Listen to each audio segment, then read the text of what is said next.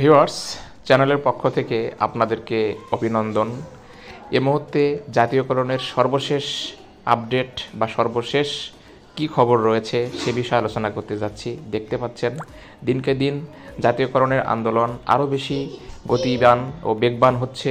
দাবি পূরণ না হওয়া পর্যন্ত অনেকগুলো কর্মসূচি এসেছে। এর মধ্যে এসএসসি পরীক্ষা দাখিল পরীক্ষা বর্জন, এটা ইতিমধ্যে চলে এসেছে এবং গতকালকে দিনরাত 24 ঘন্টা অবস্থান কর্মসূচি ঘোষণা দিয়েছে আজিজি স্যার। এছাড়া আজকে নতুন শিক্ষা উপদেষ্টার আগমন ঘটছে। আপনারা জানেন গতকালকে আমাদের পুরাতন শিক্ষা উপদেষ্টা ওয়াহিদুদ্দিন মাহমুদ যে কোনো কারণে তাকে এই উপদেষ্টার পদ থেকে শিক্ষা উপদেষ্টার পদ থেকে সরিয়ে দেওয়া হয়েছে এবং তার স্থলে নতুন শিক্ষা উপদেষ্টা আসছেন।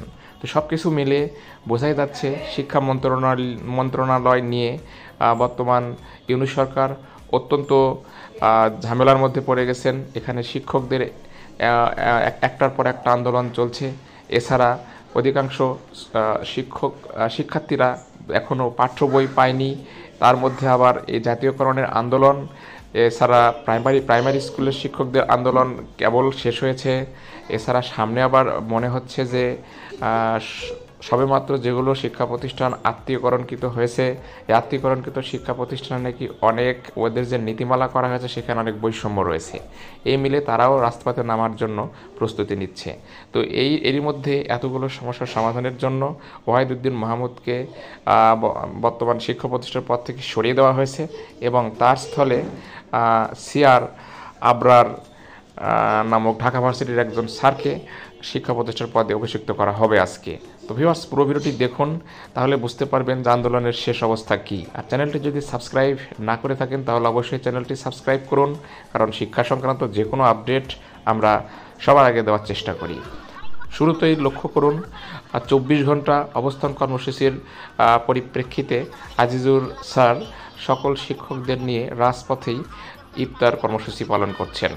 সত্যিই এই দৃশ্যটি একদিক থেকে অনেক বেশি তাৎপর্যপূর্ণ। আচ্ছা, এরপরে লক্ষ্য করুন শিক্ষকদের পদযাত্রা গতকাল ছিল, সেই পদযাত্রায় আবারও পুলিশ বাধা দিয়েছে এবং এই বাধার প্রেক্ষিতেই নতুন কর্মসূচি 24 ঘন্টা অবস্থান কর্মসূচি, অর্থাৎ একবারে লেপ কম্বল বালিশ সবগুলো নিয়ে শিক্ষক মহোদয়কে আজিজুর রহমান স্যার প্রেস ক্লাবে আসার জন্য অনুরোধ করেছেন। তো আমি মনে করি এখনই উপযুক্ত সময়। দেখুন আজিজুর স্যার কি বলে। তার বক্তব্য শুনলেই আপনাদের ধারণা অনেকটা ক্লিয়ার হবে। এরপরে আমি আবার সেটা নিজের মতো করে আপনাদেরকে বুঝিয়ে বলবো। প্রিয় এমপিভুক্ত শিক্ষক কর্মচারী ভাই বোনেরা, আমরা এমপিভুক্ত শিক্ষা জাতীয়করণ, এমপিভুক্ত শিক্ষকদেরকে শতভাগ উৎসব ভাতা, সরকারি নিয়মে বাড়ি ভাড়া, সরকারি নিয়মে মেডিকেল ভাতা প্রদানের দাবিতে গত 12 ফেব্রুয়ারি থেকে আজকে 21 দিনের মতো জাতীয় প্রেস ক্লাবের সামনে আমরা অবস্থান করছি। ইতিমধ্যে আমরা আমাদের এই দাবি আদায়ের লক্ষ্যে বিভিন্ন রকমের কর্মসূচি আমরা পালন করেছি।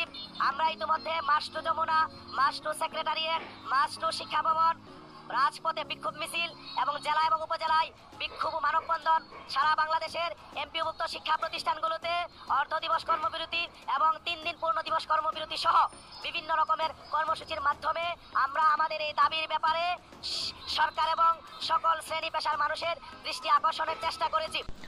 তিনি বলেছেন শিক্ষকদের দাবি আদায়ের লক্ষ্যে যতগুলো কর্মসূচি তিনি বললেন সবগুলো ইতোমধ্যে পালন করা হয়ে গেছে। আজকে নতুন দাবি আদায়ের লক্ষ্যে তারা 24 ঘন্টা অবস্থান কর্মসূচি ঘোষণা দিলেন এবং তারা সেখানেই আপনারা ইতোমধ্যে দেখেছেন ইফতার করেছেন এবং সেখানে তারা আজ থেকে লেপ কম্বল বালিশ নিয়ে সেখানে 24 ঘন্টা অবস্থান করবেন। এরই প্রেক্ষিতে পরবর্তীতে কি হতে যায় দেখা যাক।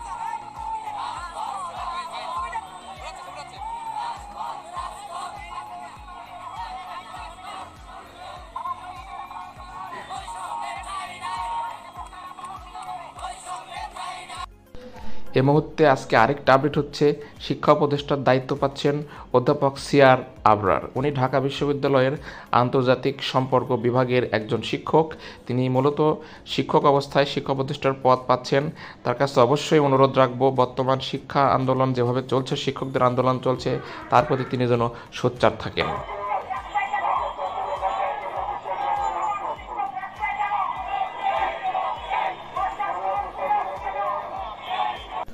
নতুন শিক্ষা উপদেষ্টাকে এমপিভুক্ত শিক্ষকের পক্ষ থেকে আমি স্বাগতম জানাই, কিন্তু তিনি জেনে শুনেই শিক্ষা উপদেষ্টার পদে আসছেন।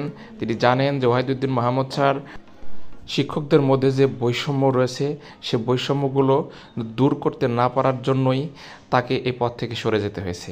সুতরাং তিনিও যদি শিক্ষকদের সাথে দাবি দাওয়াগুলো পূরণ করার জন্য না বসে সচিব পর্যায়ের সাথে বা আমলাদের সাথে যদি লিয়াজও করতে চান, তাহলে তাকেও হয়তো ওয়াহিদুদ্দিন মাহমুদ স্যারের মতোই সরে যেতে হবে। সুতরাং তার জন্য ভালো হবে তিনি আজকে শপথ হয়তো বা নিয়ে নেবেন। শপথ নেওয়ার পরে এই যে শিক্ষকরা রাস্তায় নেমে আন্দোলন করছে তাদের দাবি দেওয়াগুলো শোনা এবং সেগুলো কি করে সমাধান করা যায় সেটা জাতীয়করণের মাধ্যমে হোক আর সরকারের নিয়মে বাড়ি ভাড়া, উৎসব ভাতা এবং চিকিৎসা ভাতা দেওয়ার মাধ্যমেই হোক, যে কোনো একটা সিস্টেমের মধ্যে এসে এই সমস্যা অবিলম্বে দূর করা। তাছাড়া দেশের বর্তমান শিক্ষা ব্যবস্থায় এখনও স্টুডেন্টরা বই পায়নি। এই অবস্থায় যদি আন্দোলন চলতে থাকে একেবারে শিক্ষা ব্যবস্থা ধ্বংসের দ্বারপ্রান্তে চলে এসেছে, সেটাকে আর রক্ষা করা যাবে না। আর একটি জাতিকে ধ্বংস করতে হলে শিক্ষা ব্যবস্থা ধ্বংস করা যথেষ্ট, এটা আমার সবার জানা। তো যাই হোক, নতুন শিক্ষা উপদেষ্টার প্রতি রইল আন্তরিক শুভেচ্ছা। এখন দেখা যাক পরবর্তীতে কী আপডেট পাওয়া যায়। ধন্যবাদ।